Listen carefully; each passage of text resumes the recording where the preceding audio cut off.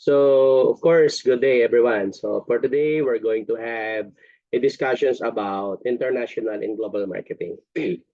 International and global marketing are interconnected yet separate ideas that encompass marketing strategies and action conducted on a worldwide level. Although there are similarities between them, such as the ability to target consumers outside of their own countries, each strategy has its own distinct characteristics and difficulties. International marketing is the customization of marketing methods to cater to the distinct requirements and preferences of consumers in other countries or areas. And this method acknowledges the cultural, economic, social disparities among nations and customizes marketing strategy appropriately. Companies that participate in international marketing frequently adapt their product offers, pricing tactics, and promotional messaging to align with the distinctive attributes of each region.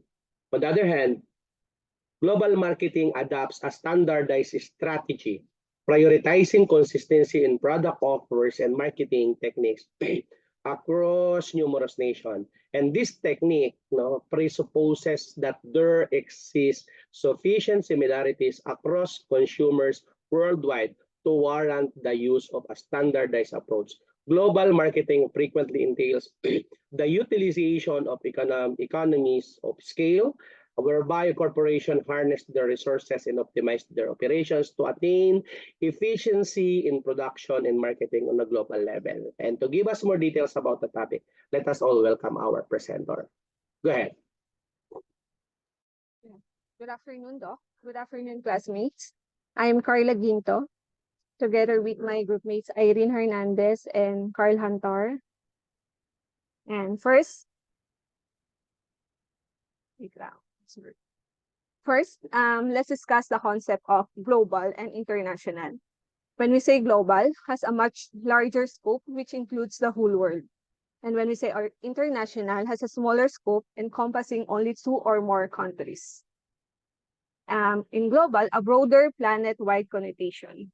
So when we say planet-wide connotation, so ito yung isang bagay na hindi lamang relevant sa isang particular na region, so affected siya sa buong mundo.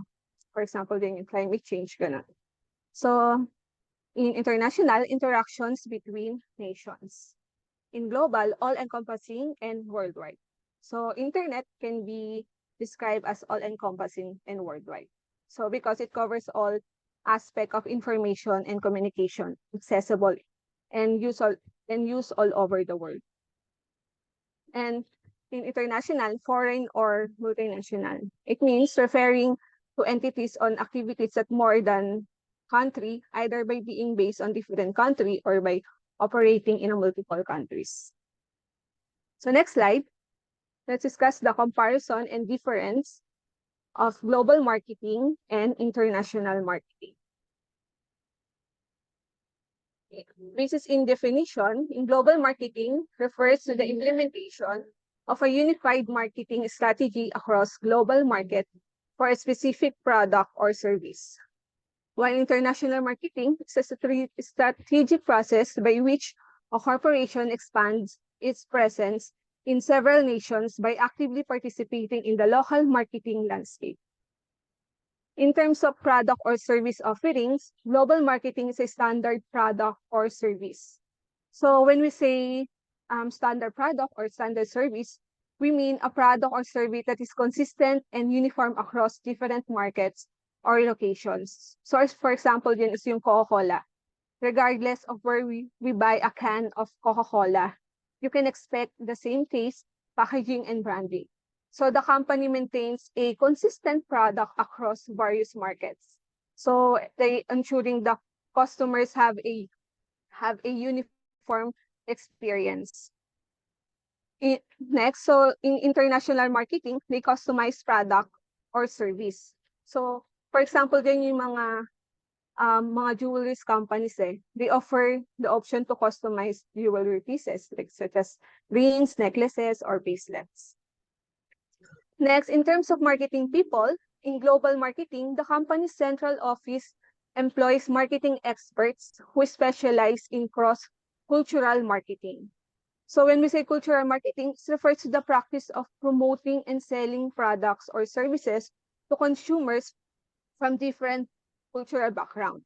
So these experts can provide insights and guidance on adapting marketing messages, visuals, and strategies.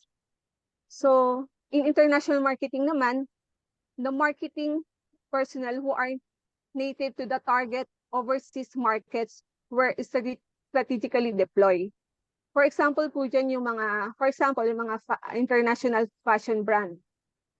They want to expand its presence in the Asian market, particularly in Japan or Philippines.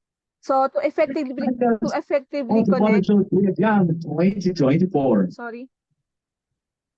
So to effectively connect with the local consumer and understand their preferences, the company deploys marketing personnel who are native to Japan or Philippines. Next, in terms of marketing research and development, in global marketing, the need for comprehensive market research is heightened as a result of the company's lack of physical presence in the potential worldwide market. So, dahil nga yung global marketing, mas malawak po yung scope niya, no? So, mas complicated siya.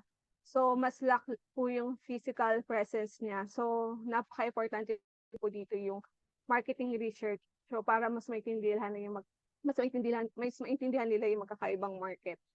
So for international naman, the company's actual presence in the international market allows for a more streamlined research and development process as it can leverage its market analysis capabilities. Kung si global marketing po is lack of presence siya, no? Si international naman po siya has an actual presence. So this is an advantage po, no? They enables the company to have direct access to local resources. So they give example din in Netflix. Netflix is a streaming service that has expanded its operation to over 190 countries. In terms of customer engagement naman po, in global marketing, there's a decrease in consumer engagement as a result of the remote nature of communications and limited customer encounters. So mas limited po yung encounters sila sa mga customers. While in international marketing naman po, the local presence and utilization of numerous communication channels contribute to a significant level of customer involvement. Next po, in terms of marketing budget, in global marketing, the company's headquarters is responsible for conducting all budgeting tasks related to worldwide marketing. So it means po na that central or main office of the company is in charge of managing and allocating the budget for marketing activities across all global markets and regions. While in international marketing naman po, yung budgeting efforts are carried out at the local level by overseas subsidiaries. So it means that the responsibility for budgeting related to marketing activities in its specific countries or region is delegated to the subsidiaries or branches located in those locations. For example, yung ganitong mga activities po. For example, in terms of social media naman po, the company maintains a cohesive social media presence across its global activities. So it means po that the company ensures consistency and alignment in its social media strategy, messaging, branding across global operations and markets. While in international marketing po, the company has many social media profiles on platforms, such as Twitter, Instagram, and Facebook, which are organized based on geographical location. In terms naman po sa advertising, global marketing po is in this scenario, a singular advertisement is broadcasted globally, utilizing diverse regional dialects exclusive to numerous regions. So this approach po allows the advertisements to resonate more effectively with the local audience and cater to their linguistic preferences. So for example po dyan, a global fast food chain po, they promote a new burger sa buong mundo. So para mas maintindihan nila, naglalagay po sila ng mga voiceover or subtitles po. Ayan. In international marketing naman, advertisements in the foreign market are specifically customized for the local market and exhibit significant variations across different countries. Yung isa sa po sa mga example dyan is in India. The advertisement in India showcase vegetarian option and emphasize the use of mga local and spices. In terms of promotion strategy, in global marketing, promotional strategies are devised with consideration for the perspective of a global audience. So it allows them to create marketing campaigns that are culturally sensitive, linguistically appropriate worldwide. For example po, a fashion retailer. So nagpapakita sila ng mga model mula sa iba't ibang culture at body types in their marketing materials. They also adapt their messaging para i-highlight kung paano mag-style o maisuot ang kanilang mga fashion piece sa iba't ibang context or sa iba't ibang culture. So in international marketing po, the promotional strategies are custom tailored for each specific local market. So companies can effectively engage with the target audience, build brand awareness, drive customer acquisition. In terms of marketing autonomy, global marketing restricted solely to the physical location of the organization's central administrative offices. So it means po that the limitation or scope of a particular aspect or activity is confined only to the physical premises where the organization's main administrative functions are carried out. So in international marketing, they distributed among the various subsidiaries situated in disparate nations. Next po, I give you some example of company. Apple company is an example of global marketing. So malinaw na this company maintains a consistent and standardized approach to both the design and functionality of its smartphones. So this approach is aimed at appealing to consumers from various geographical locations. For example naman ng international marketing is yung Dunkin' Donuts. So Dunkin' Donuts po is that focuses on customizing its product offering to cater to the preferences and tastes of consumers in different target regions worldwide. For example, si Dunkin' Donuts introduced grapefruit Kolata from Korea. And in Thailand naman is the coconut donut. While in China, they made seaweed donuts. Ayan. Next. So overall, the global marketing is the strategic practice of promoting and selling goods and service on a global scale. It entails identifying and analyzing global market prospects, as well as developing and implementing marketing strategies that cater to varied ethnic groups. So the goal of global marketing is to create a consistent and compelling brand image that can transcend borders and appeal to consumers worldwide. So it requires a deep understanding of cultural nuances, market dynamics, and consumers' behavior in different regions, as well as the ability to adapt and customize marketing strategies accordingly. While in international marketing, refers to the strategic process of promotion and selling products or service across national borders. So it involves the application of marketing principles and techniques in a global context with the aim of expanding business operation and reaching customers.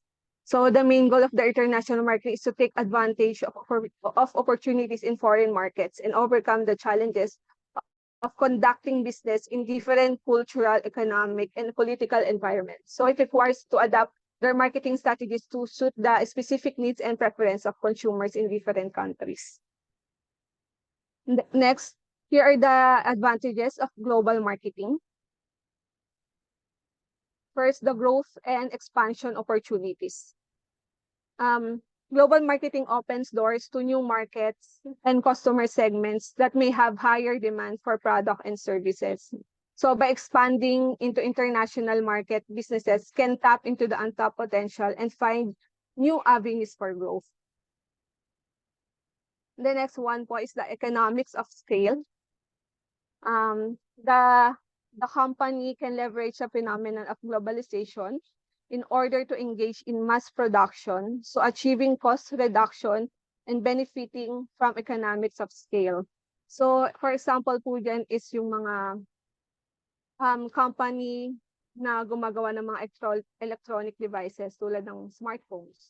So, the company can negotiate better prices with suppliers for component and raw materials. So, the company can optimize its production processes and achieve cost efficiency in production. So the cost saving can be reflected in either higher profit or competitive pricing for consumers. Next, the global brand recognition. Global brand recognition is a consistent global marketing strategy that helps establishing uniform brand image across the world with repeated exposure in the multiple markets. So a brand can achieve worldwide recognition, leading to increased trust and loyalty among consumers. For example po yun yung Airbnb has implemented a consistent global marketing strategically that emphasize the concept of belonging everywhere. So the brand, yun, pinapakita niya yung iba't ibang accommodations and experiences niya from different locations and worldwide. So through its marketing campaign, Airbnb highlights the unique and authentic experience that travelers can have while staying in local homes. So this consistent messaging has helped Airbnb establish a strong global preferences and build trust among travelers. Next, the competitive edge. Competitive edge, when we talk about the competitive edge, we are referring to the specific benefit that business can gain by implementing effective global marketing strategies. So these advantages provide business a unique position in the global marketing, so allowing them to outperform competitors and achieve sustainable growth. For example po dyan yung Toyota. Toyota has gained competitive edge in the global automotive industry through its focus on quality, reliability, and innovation. The last one is the uniformity in marketing practices.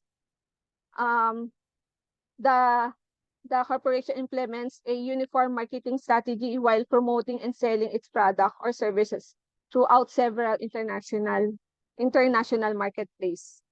An example po dyan yung, kung alam niyo yung HubSpot, sa marketing software company is known for its uniform marketing practices across different markets. So the company maintains a consistent brand voice, messaging, and visual identity in its effort worldwide. So this consistently helped to establish a strong brand presence and recognition across various regions. That's all po. And the next reporter po is si Irene Hernandez. Thank you.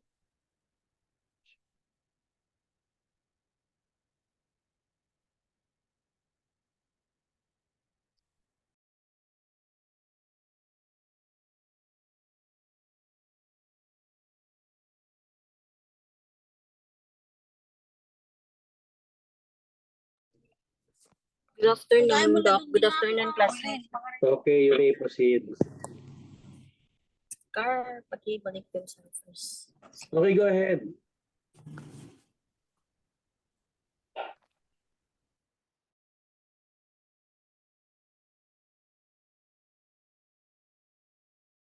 Good afternoon, sir. Okay, The good advantages afternoon.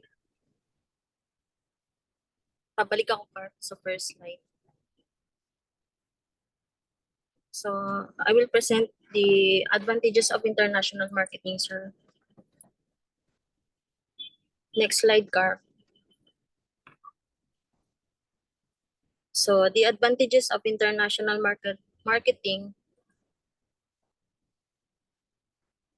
are numerous and significant. the field of international marketing has presented domestic enterprises with the chance to fulfill the demands of customers located in expansive and diverse geographical market segments. Next card.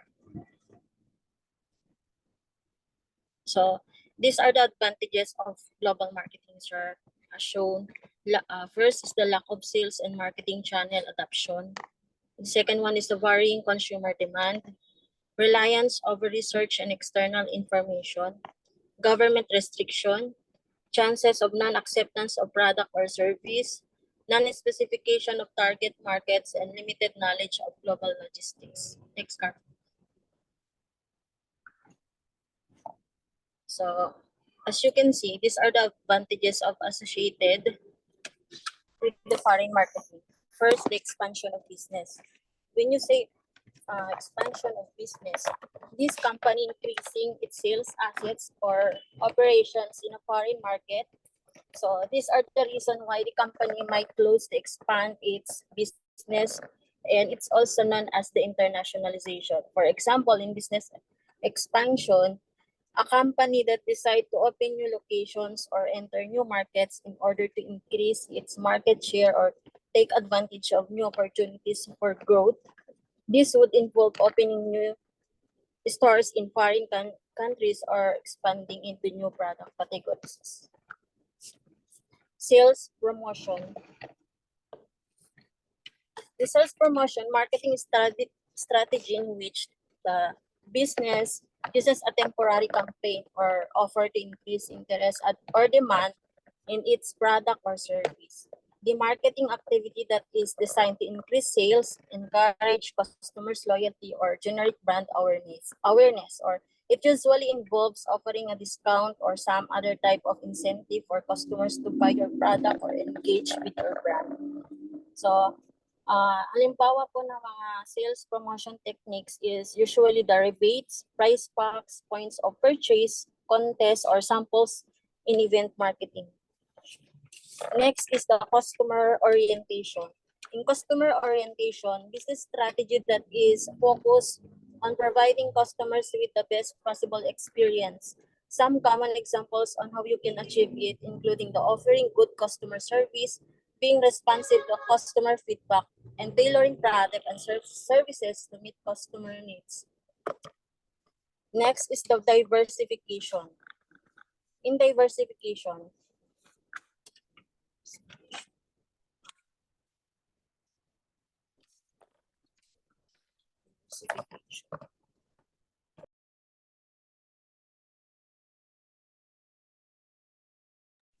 in diversification, benefits on diversification reduce risk due to your instruments being spread across multiple areas.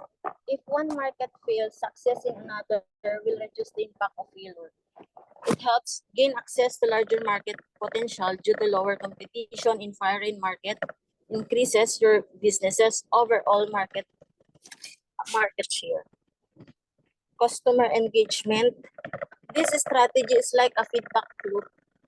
Every engagement of customers interaction provides the opportunity to develop customers' loyalty, but it also allows you to collect valuable customer insights. Without those insights, you're more likely to have these opportunities for the business, like making more informed marketing decisions, honing your sales process, or investing in the brand experience. Next is the build endurance. Build endurance, essentially quality for anyone who sets their mind to cut fresh tracks, whether starting a new business, achieving big aggressive goals, or anything that requires you to accomplish great and powerful tasks.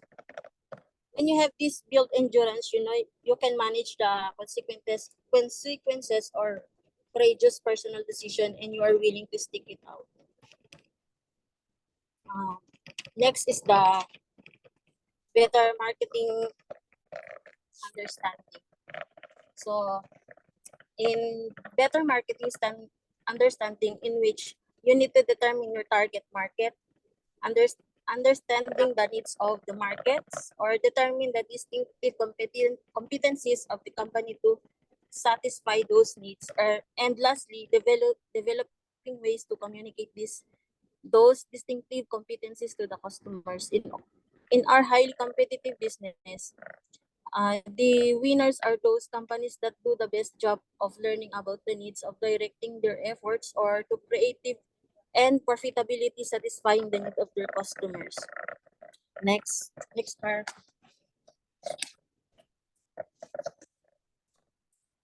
These are the drawbacks associated with international marketing, the government restrictions and barriers, high costs, and the competition with local companies. Next part. Another is the drawbacks associated with international marketing include the expenditure associated with managing numerous subsidiaries across various nations is rather substantial. The policies and regulations implemented by the foreign government impose limitation on the activities of businesses operating abroad. Competition from local companies, the presence of local business organizations in the global target market poses a substantial challenge for competitors for the as competitors for the corporation. Next slide.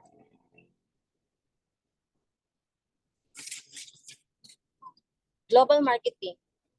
The global marketing encompasses the implementation of a uniform marketing plan aimed at international distribution of products or services, whereby the entirety of the global market is regarded as a singular entity. International marketing can be defined as the process of adapting marketing techniques to cater to the specific needs and preferences of potential international markets. The former offers a product that is universally applicable or standardized across all international markets. In contrast, the latter places significant focus on tailoring the product or service to align with the specific needs and preferences on the international target market.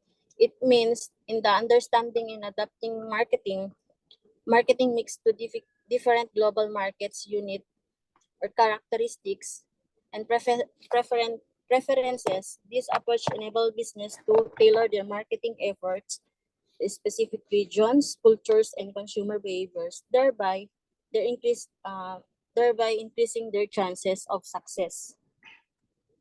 Next. Hybrid structure. The hybrid structure refers to an organizational framework that combines elements of other organizational structures such as functional, divisional, and matrix structures. The hybrid structures refers to a strategic approach that combines elements of both international and global marketing. This approach is commonly chosen by organizations seeking to achieve success and facilitate growth during the process of expanding their business internationally. Like the Coca-Cola initially implemented this technique as a means to gain a competitive advantage in the global market. So the major advantage of hybrid organizational structure is highly flexibility. It allows the organization to optimize the value of employees by engaging them with multiple projects. Organizations with hybrid structures rarely feel the workforce scarcity because they can quickly transfer suitable candidates from one project to another. It helps the employees to learn new process and improve functional knowledge within the short period, tend to progress quickly in their professional career. Next slide, Gar. Global market entry strategies. It encompasses the various methodologies and tactics employed by enterprises to establish their presence and conduct business activities in international markets. The implementation of these strategies is crucial for organizations aiming to broaden their market presence beyond the domestic sphere and capitalize on the potential offered by international markets. Various market entry tactics provide different degrees of control, risk, and investment, enabling enterprises to customize their strategy according to market conditions, resources, and objectives. So it means there are a variety of ways in which a company can enter a foreign market. So no one market can entry strategy works for all international markets. direct exporting may be the most appropriate strategy in one market, while in another you may need to set up joint venture, and in another you may license your manufacturing. So there will be a number of factors that will influence your choice or strategy, including but not limited to tariff rates, the degree of adoption of your product, required marketing or and transportation costs. Next slide.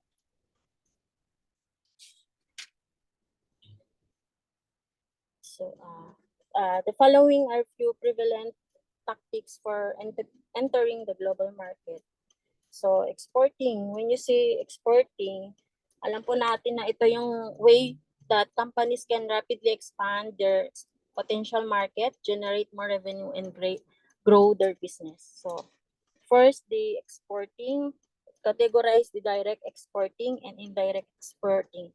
When you say direct exporting, selling products directly to foreign customers or distributors without intermediaries. So this type of direct exporting is responsible for handling the market research, foreign distribution, shipments, and for collecting payment.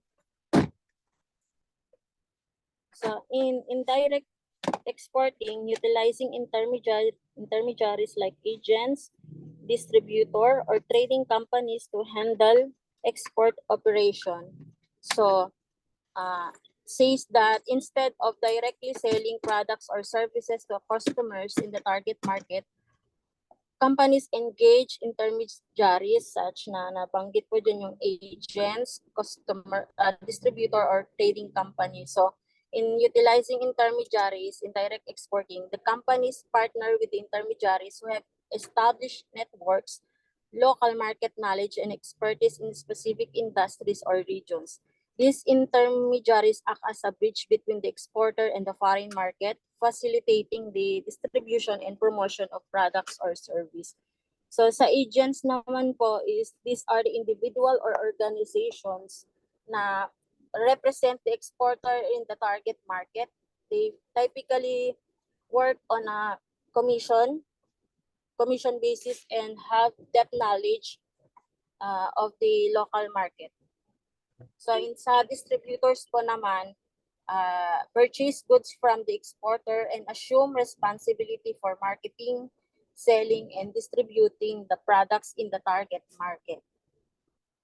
And lastly, trading companies. So in facilitating international trade by acting as the intermediaries between exporter and importers, they source product from the various exporters and supply them to buyers in different markets. Next is the licensing and franchising. In licensing, allowing a foreign company to use their intellectual property such as patents or trademarks in exchange for fees or royalties. So in licensing, generally involves allowing another company to use patents, trademarks, copyrights, designs, and other intellectual exchange for the percentage of revenue or fee. Franchising, granting the right to use your business model, brand, and processes to a foreign franchisee in return for fees and share of profits. So in franchising, it is an attractive way to enter foreign markets because it requires the little financial investment by the franchisor. Indeed, local franchisees must pay the vast majority of the expenses associated with getting their business. Next is the joint venture and strategic alliance. So in joint venture, forming a partnership with a local company to establish a new entity and share its resources and profits. For example, in joint ventures, ito yung combined company na kung saan ito po yung halimbawa po ng joint venture. which is Molson Coors and Submiller, BMW and Brilliance Auto Group, Walmart and Eco, Verily, and these are the popular companies na, and ito po yung mga example po ng mga joint venture. Next is the strategic alliance. So, collaborating with a foreign company to achieve shared goals such as marketing, distribution, or research while maintaining separate legal entities. So, example of strategic alliances, the deal between Starbucks and the Barnes and Noble is the classic example of strategic alliance. Next part.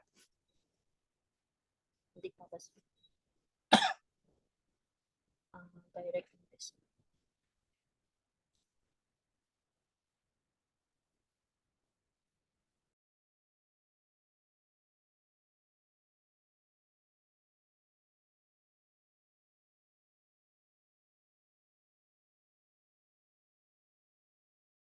So direct investment, direct investment, establishing a physical presence in a foreign market through acquisitions, mergers, or setting up subsidiaries. So in FDI is an ownership stake in a foreign company or project made by an investor's company or government from another country.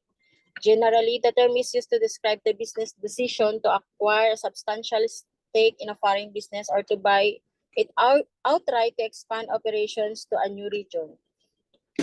Usually,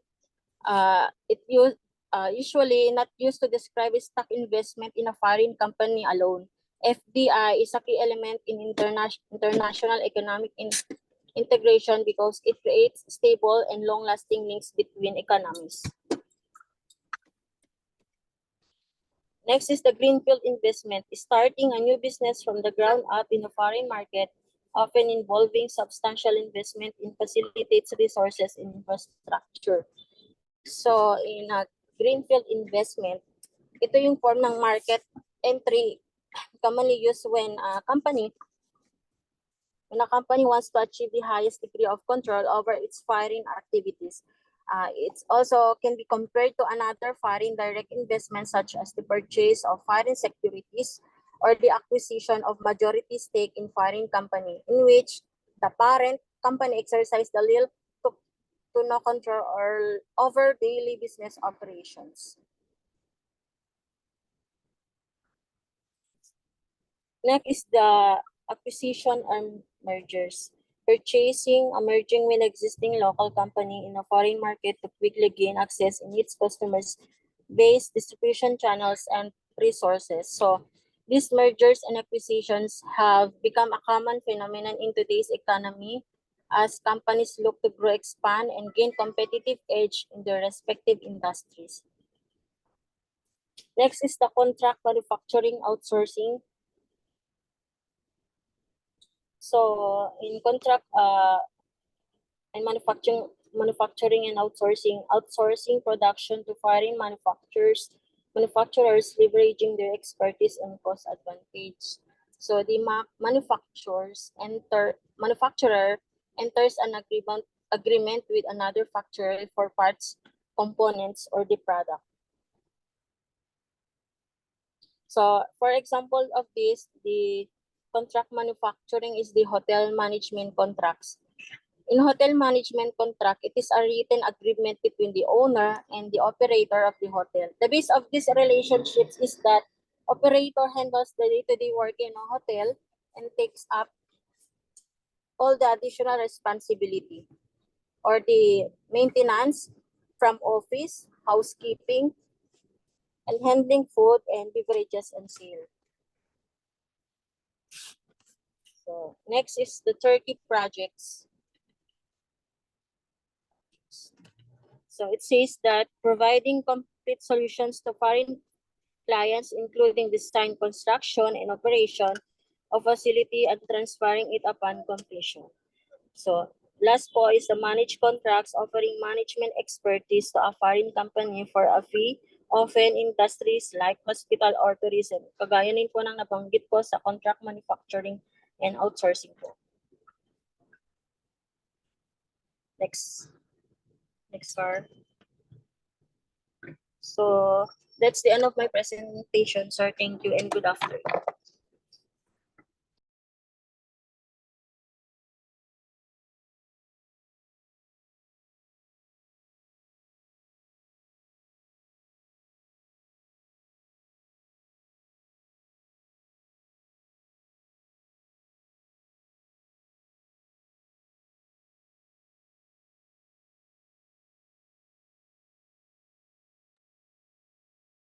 Good afternoon po. Ito lang po yung continuation ng report namin, which is International and Global Marketing. My name is Carl Angelo Hantar. And our first topic is Cross-Cultural Marketing Challenges and Adaptation. Rinig po ba ako? Yes. Thank you. Yes, sir. Cross-Cultural Marketing Challenges and Adaptation. Cross-cultural marketing pertains to the implementation of marketing strategies, messages, and campaigns that are specifically customized to effectively engage distinct cultural audiences in various locations or countries. One of the best way to advertise is to successfully reach across culture. So, dito po parang ang gagawin niyo po dito is kung gusto niyo pong maging worldwide yung company niyo, ay kailangan niyo pong mag-adapt sa bawat cultures ng iba't ibang lugar or religion. So, to do so, you need to know your market. A&B testing or marketing automation can be helpful. Also, learn about the cultural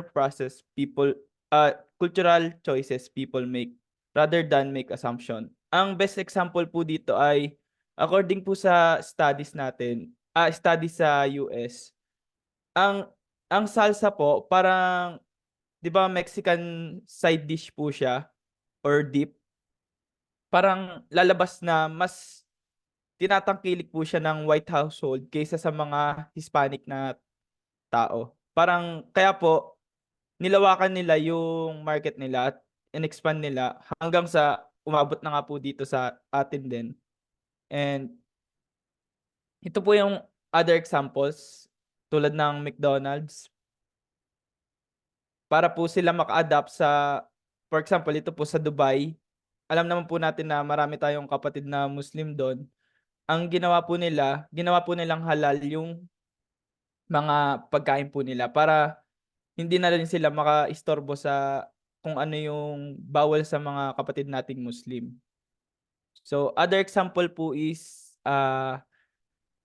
yung Burger King po. 'Di ba may mga vegetarian tayong mga tao. Tas ang ginawa po nila, naggawa po sila ng plant-based na burgers para ma-target din nila yung market nila.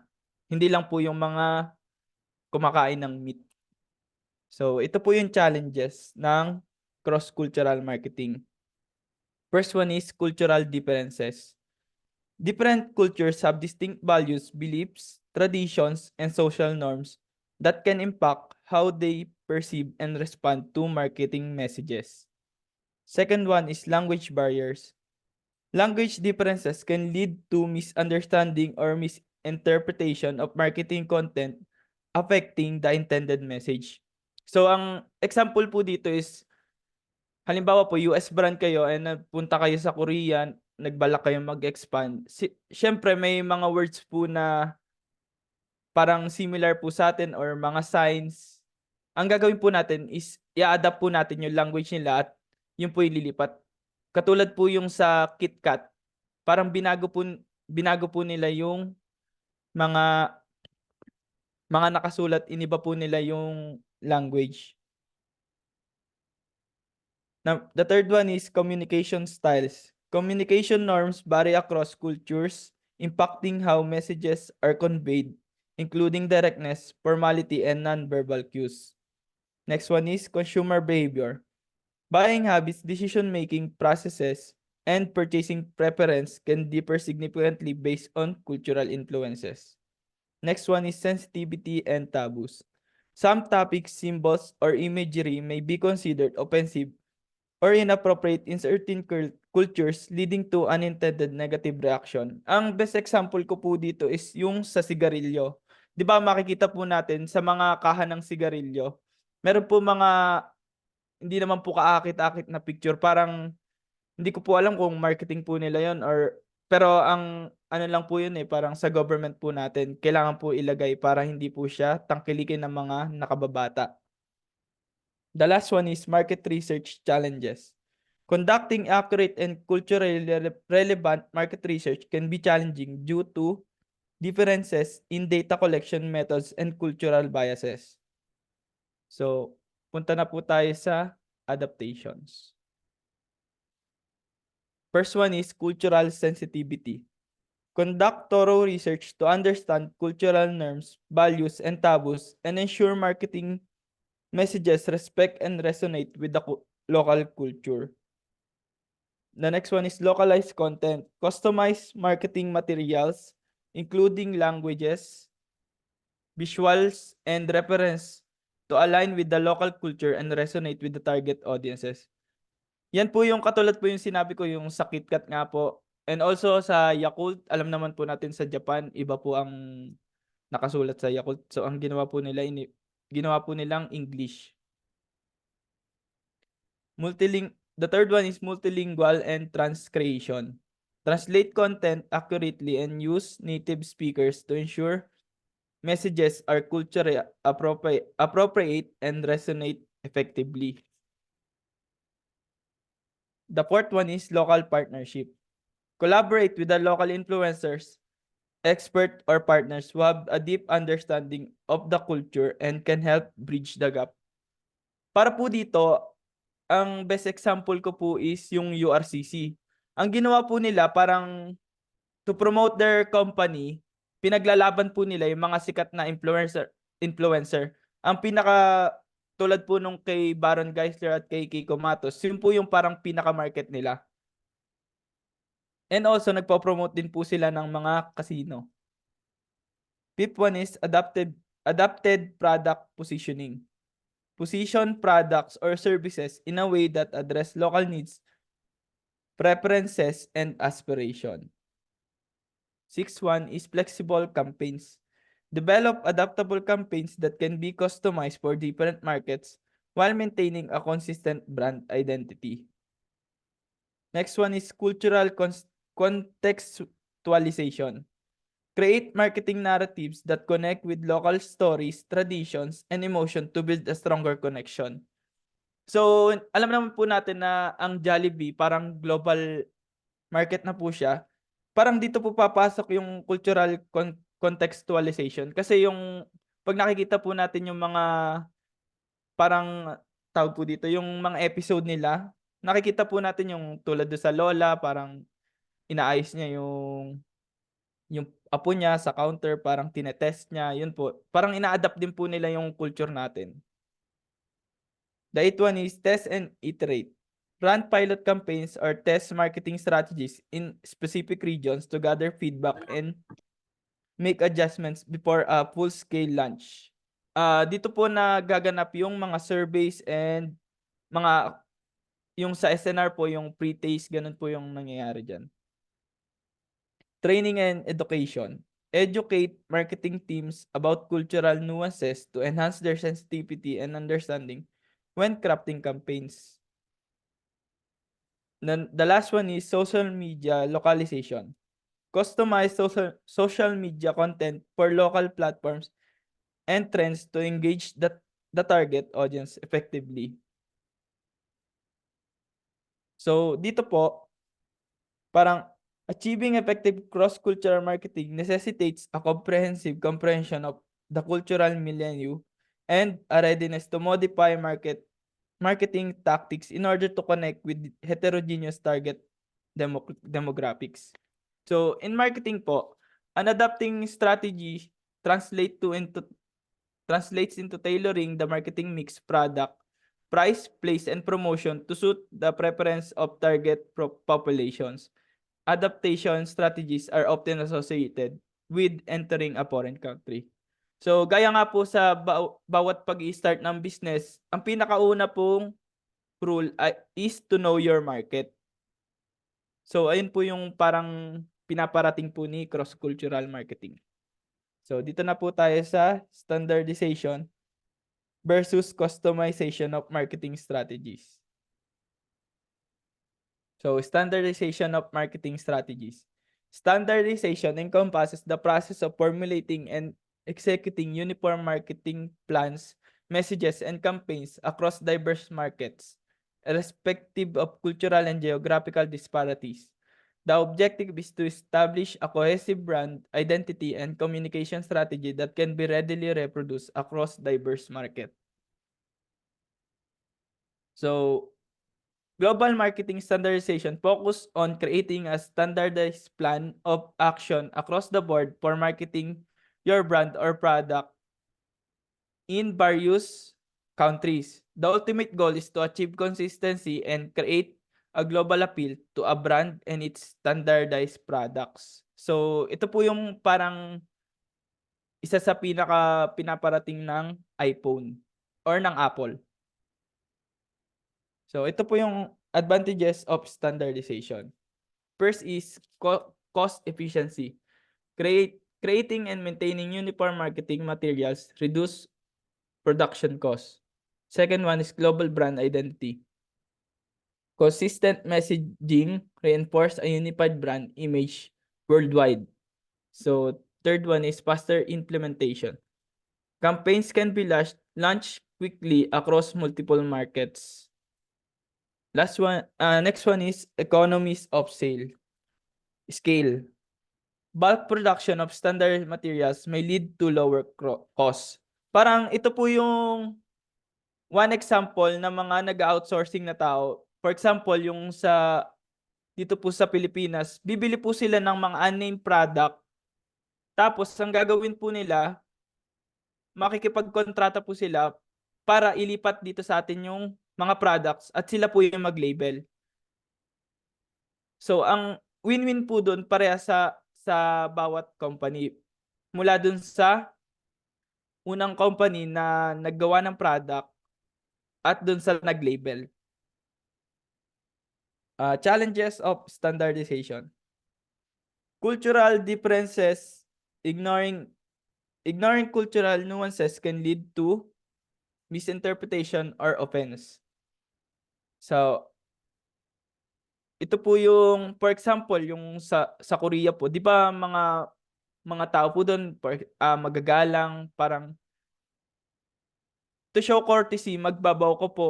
Pero pag ginawa mo yun sa kanila, parang sign of disrespect at may interpret po nila yung ginawa nyo. Kahit di nyo po alam. Parang be ready po kung parang pupunta po kayo sa ibang bansa, you must first know their culture to adapt. So, second po is lack of relevance. A one-size-fits-all approach may not resonate with diverse consumer group. Ito po yung sa tulad naming mga chubby or overweight. Hindi naman po pwedeng sa t-shirt, isang size lang. Di ba marami pong, iba't iba po ang tao, iba't iba po ang kanilang body sizes. So, kailangan po, kung gusto nyo i-target yung lahat ng, most of the market, kailangan yung i-adapt yung mga body weight nila or body sizes. Third one is competitive challenges. Rivals that adapt their strategies may gain a competitive edge. For example, yung Jollibee po, sila po yung naunang magtinda ng chicken kaysa sa McDo. So, ang ginawa po ng McDo, naglagay na din po sila ng chicken kaysa burgers lang ang itinda nila dito. Para ma-challenge naman po ang Jollibee at hindi lang Jollibee ang puntahan ng mga tao. Legal and regulatory constraints. Local regulations might require certain modification. So, next na po. Punta naman po tayo sa customization of marketing strategies. Customization refers to the process of adapting market tactics, messages, and campaigns to align with the distinct cultural, linguistic, and market specific attributes of individual target markets. This approach acknowledges the substantial variations in customer preferences and behaviors observed across different locations. So here are the challenges of customization. First one is increased cost. Developing and managing customized materials for each market can be expensive. So ito po yung parang ginagawa ng iPhone. Pero sa sobrang laki po ng budget nila, meron po silang naka-allowed na parang allowance na para sa mga research cost nila. Kaya nababalance naman po nila yung budget nila. So research intensive. Creating localized content and strategies require. Third one is consistency challenges. Maintaining a consistent brand image across diverse markets become more difficult. So the fourth one is potential conflicts. Customization can clash with global brands, guidelines, and positioning.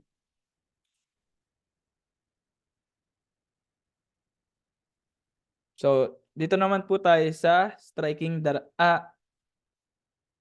wait lang po pahabol. To the extent that global consumer desire standardized products, companies can pursue a global standardization strategy. Using this approach, a product and the way in which it is marketed are largely uniform across the world. With a little standardization strategy, argue that companies can achieve competitive advantage by offering the optimal combination of price, quality, and reliability with products that are identical in design and function throughout the world. They also claim that consumers will prefer this standardized product to a highly localized product that is also more expensive. So, lipat na po tayo sa striking the right balance. First of all, what is striking the right balance? If you strike a balance between two things, you accept parts of both things in order to satisfy some of the demands of both sides in an argument, rather than all demands of just one side. Parang nagde-debate po kayo, parang judge po kayo sa isang kaso. Kailangan marinig niyo po yung both side para may balanse po sa tamang panghusga.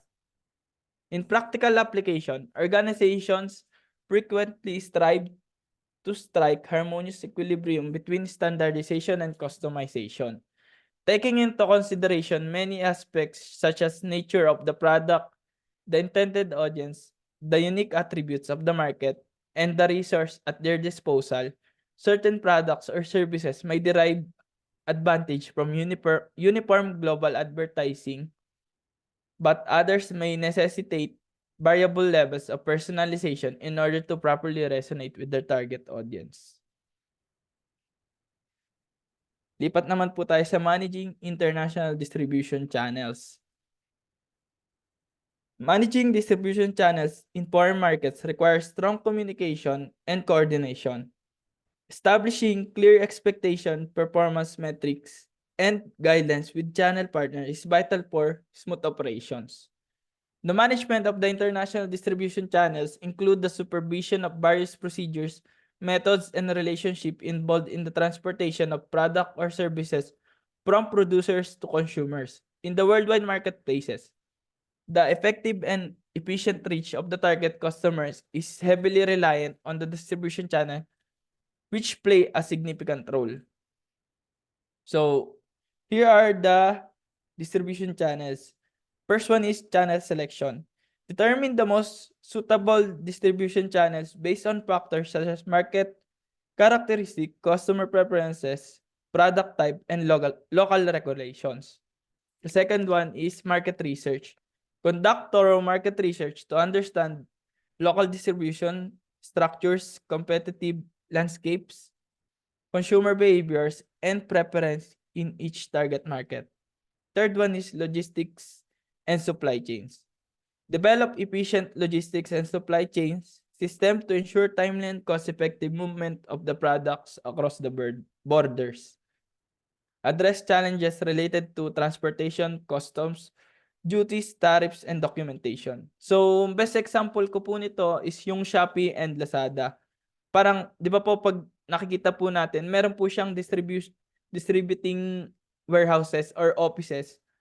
So, ang tawag po nila, di ba, pag chinek po natin, trinak po natin yung delivery natin, makikita po natin, arrive at logistics facility. Parang yun po yung ginagawa nila. Yan po yung meaning nito. Parang, i-spread nyo po by province, if not by city po. Pwede. So, fourth one is legal and regulatory compliance. Understand and comply with local regulations, import, export laws, and standards related to product quality, labeling, and safety. So, ito po yung sabi ko nga po kanina, yung sa sigarilyo po, di ba, nag-comply po sila sa utos ng government natin na kailangan lagyan ng mga warning at sabihin na addictive product po ito. Parang yun po yung dito yung site ko dito. Fifth one is cultural sensitivity. Consider cultural differences and preferences when designing distribution strategies and selecting channel partners. Sixth one is channel partnerships. Establishing strong relationships with local channels, partners, agents, distributors, or retailers who have knowledge of the local market and customer base. Seventh one is channel management. Implement effective channel management strategies, including pricing, promotion, and inventory management that suit each other's market dynamics. Eighth one is technology and e-commerce. Leverage technology to manage orders, inventory, and communication with channel partners, especially in e-commerce and online platforms. Dito po papasok yung social media. Ninth one is communication and coordination. Maintain a clear communication and coordination with all channel partners to ensure consistent messaging and seamless customer experience. 10th one is performance evaluation. Monitor the performance of distribution channels using key performance indicators or the KPIs, such as sales, market share, customer satisfaction, and distribution efficiency. The 11th one is channel conflict resolution. Address conflict that may arise between different channel partners to maintain harmonious relationships and prevent disruption. Next one is scalability and adaptation. Design distribution strategies that are scalable and adaptable to changing market conditions and expansion into new markets. The next one is risk management. Identify the potential risks such as political instability, economic fluctuations, and regulatory changes, and have contingency plans in place. The next one is data analytics. Utilize data analytics to gain insights into market trends, consumer behavior, and channel performance, enabling informed decision making. The next one is continuous improvement. Regularly review and optimize distribution strategies to ensure they remain aligned with company objectives and market dynamics. So, why are distribution channels important in international marketing?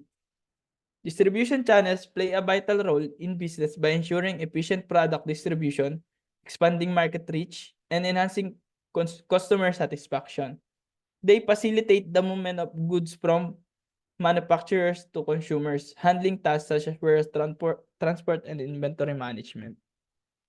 So, yun lang po. Thank you po.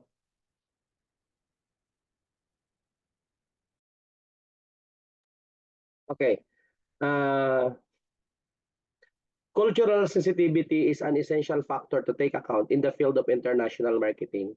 So gaining insights into cultural subtleties is essential for customizing products and marketing communication to effectively connect with consumers in specific regions. So cultural elements such as language, customs, traditions, and beliefs have a profound impact on customer behavior. No, skilled international marketers understand and effectively negotiate these complex cultural factors.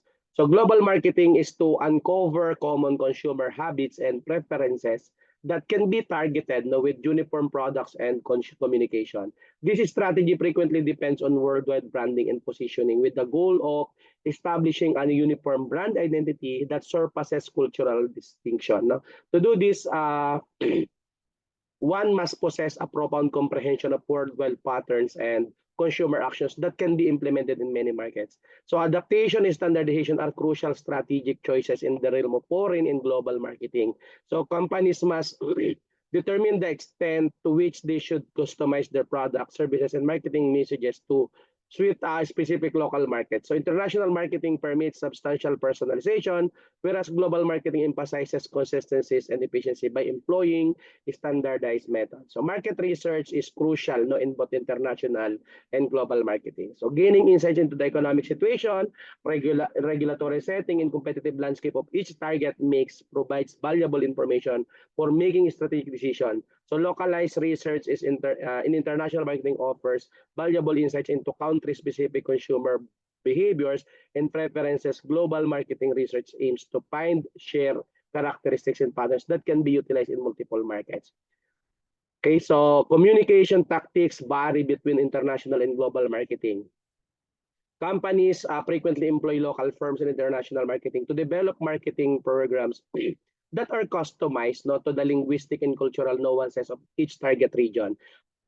So therefore, a centralized strategy is typically more prevalent in global marketing, where a single worldwide company is utilized and may be adjusted to accommodate various languages and cultural subtleties as necessary. So international and global marketing strategies provide distinct methods for targeting consumers in different countries. So successful marketers comprehend the distinct problems and prospects offered, no, by numerous markets and utilize them to establish a global brand presence, no, regardless of whether they prioritize adoption or standardization. To efficiently traverse the complexity of the global economy, it is crucial to strike a precise equilibrium, no, between customization and consistency. So I think that's it for topic number 6.